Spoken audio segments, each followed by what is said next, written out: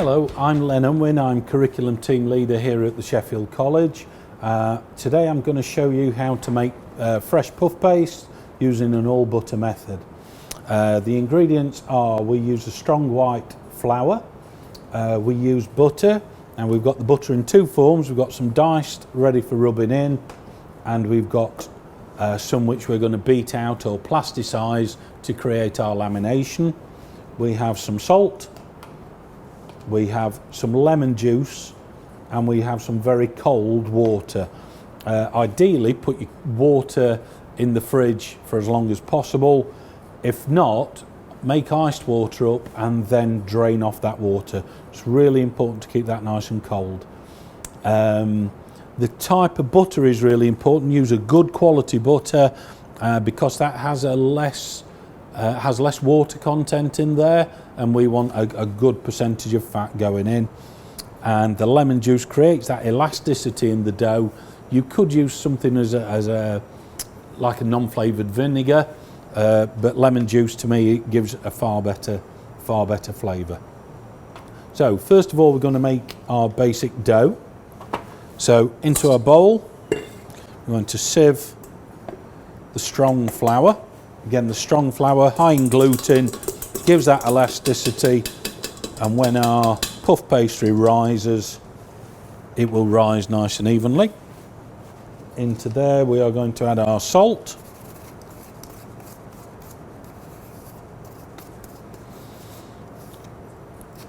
and we are going to add our small quantity of butter, which is just at room temperature. Just like so. Onto the machine with a beater. We're going to take that down to a breadcrumb stage, and then we're going to swap the beater for a dough hook to make a nice simple dough. While that's doing that, we can take our butter, and we want to make a nice rectangular sheet of butter. This is what we call the English method.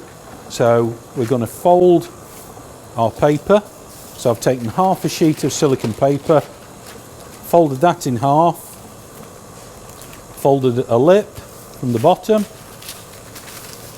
and a lip from the top. So we've got a piece that's roughly the size of an A4 sheet of paper. Take the butter,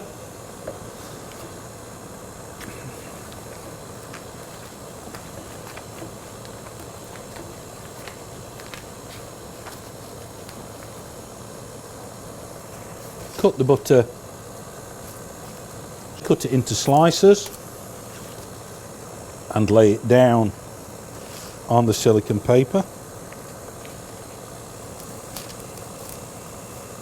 end to end.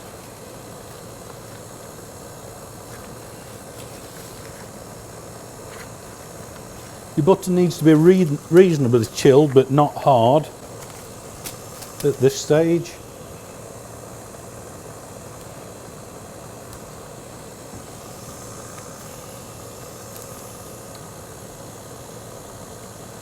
So we've got a nice even sheet.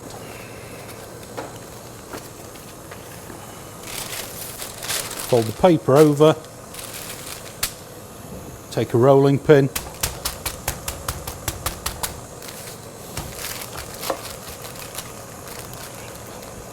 and because we folded the edges over, that will give us something to work to.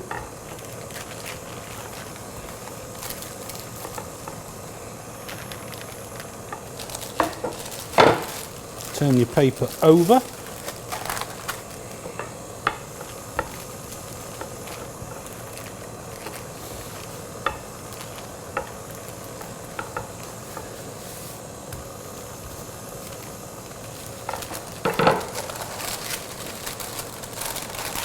Unfold, and if you've got any just poking out, just fold it back and then create yourself a final edge.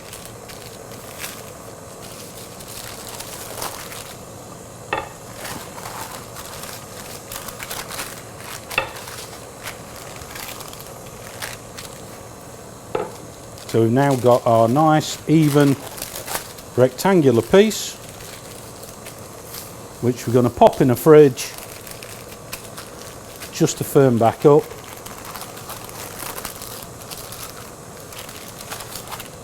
Ready to use later. Our dough, now that breadcrumbs are mixed, the flour is at the breadcrumb stage. We're going to take the lemon juice and we're going to take 3/4 of the water, as I say, really cold water.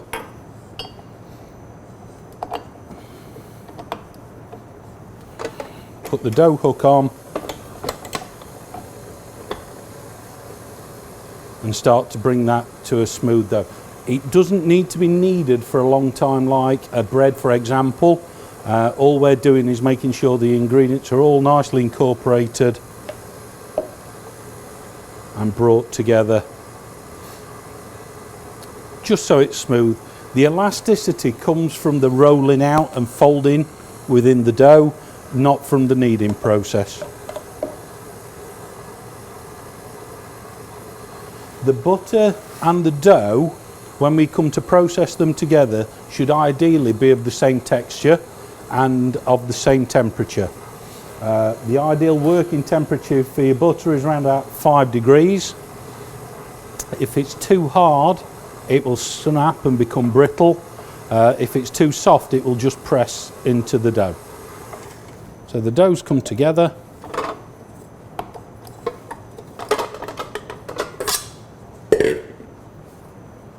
Clean the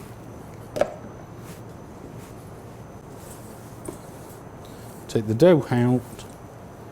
You can see it's not smooth like a bread. We're just going to work it slightly. So bringing it over and back on itself. If it is a little bit on the tacky side, take a little flour. Add your flour from the side. A little and often is far, far better than adding too much. All at once. So if we try to roll that dough now, it will be very stringy and spring back, and you wouldn't get that nice even shape. So what we're going to do, we're going to wrap that in cling film, let it rest for about 10 minutes, and then come back and we'll add the dough and the butter together. Yeah. So continuing with our puff pastry, our laminated dough, our dough has now rested and our butter is now at a stage where we can just create an imprint with our finger around about 5 degrees, and we're going to roll a rectangle that is 1.5 times the size of the butter in length. So pressing your dough down to start the process, and then when you pull the dough out to square your corners up, pull from the inside. If you pull from the corner, it just tears a thin corner. So pull from the inside to create that. And what you're looking for all the time is to keep your shape and your even thickness. So because we've let our dough rest, it's not springing back too much. And again, pulling that dough from inside,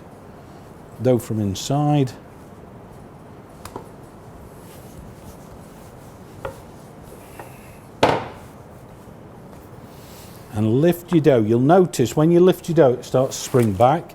So the width, we're looking for the width of the butter, and now we want to go half as long again.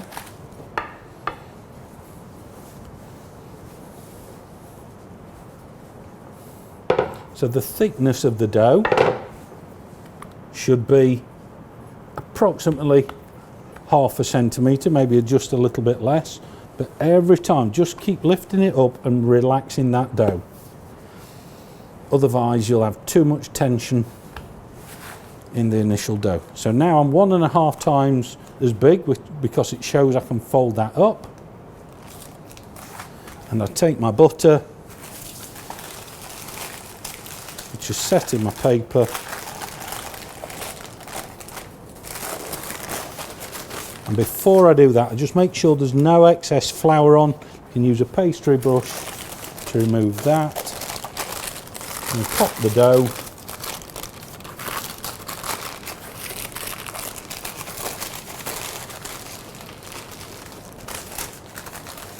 Saving your paper, we can use that again another time. Square those edges up, we take the bottom over, like so, and then we bring the top over. Now this is the first of what we call a half turn or a single turn. So we are trapping that fat inside of that dough. Now, along that line there, we've created tension because we've pulled that dough over. What that can do, when you start to roll the dough out, it pulls and stretches, but then springs back, so you don't get an even rise with your puff paste. So what we're going to do, we're going to take a sharp knife and release that tension down that side. We're going to turn it around the other side and release that tension down there. So now we've opened those sides up. We turn the dough 90 degrees. Take a little flour for dusting, again, from the side, and very little.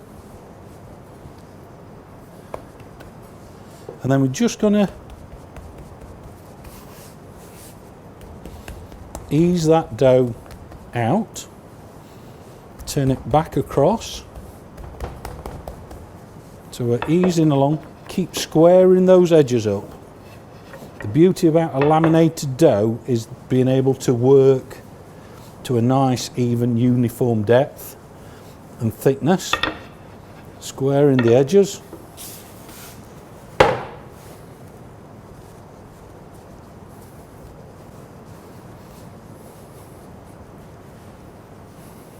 I'm just going to turn it through 90 again. And we have to work reasonably quick. We don't want that fat to get soft.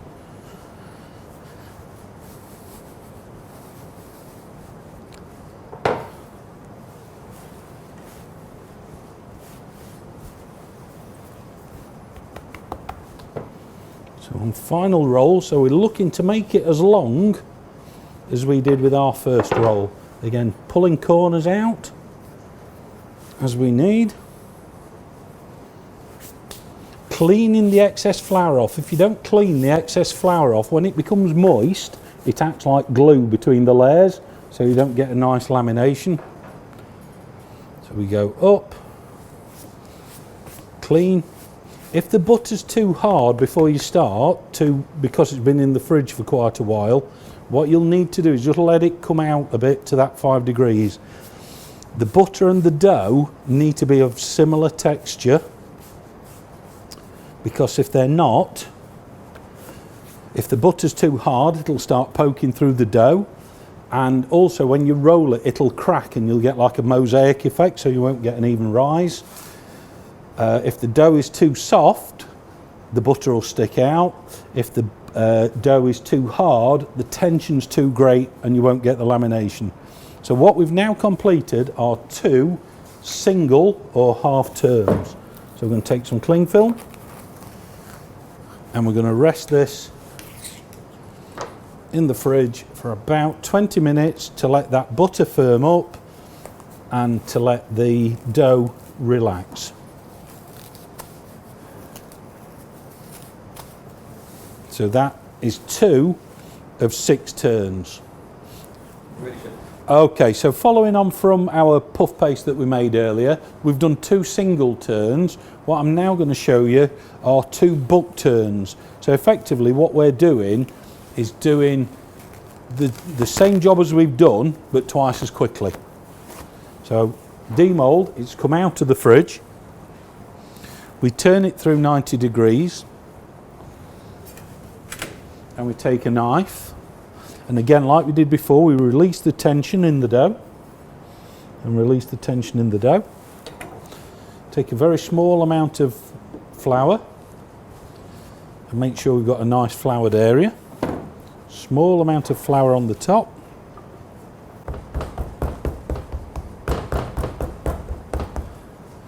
And we just work that butter on that side.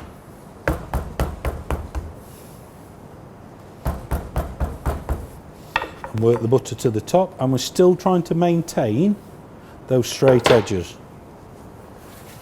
So now we've got that shape, we're going to roll it out to the size we did before.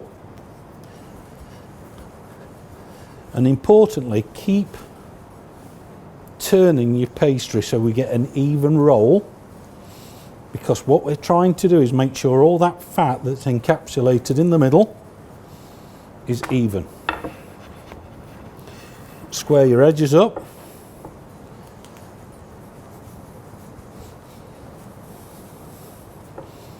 And again, if necessary, just tweak the corners out.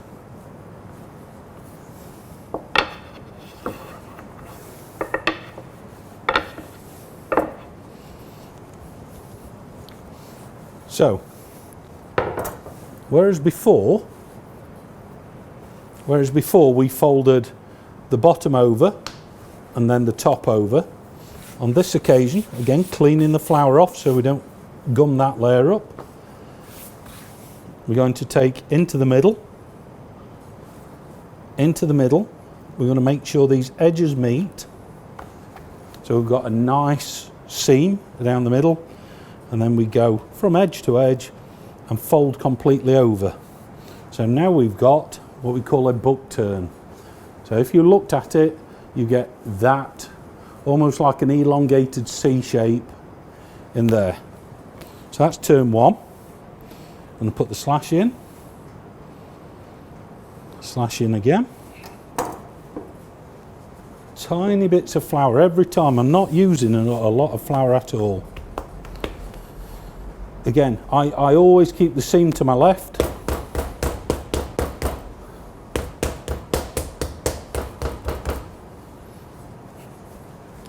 I create my width first.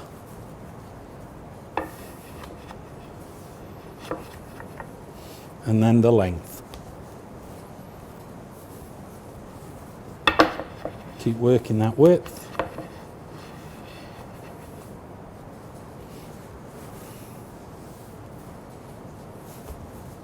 And always try and roll in a straight line. Don't try and roll around corners, you'll not get an even roll.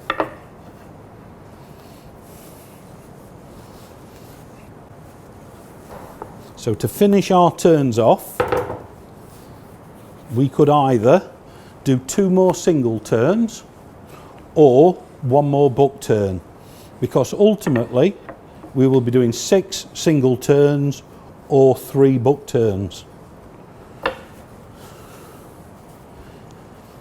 And just rolling round about 5 millimeters thick, cleaning off that excess.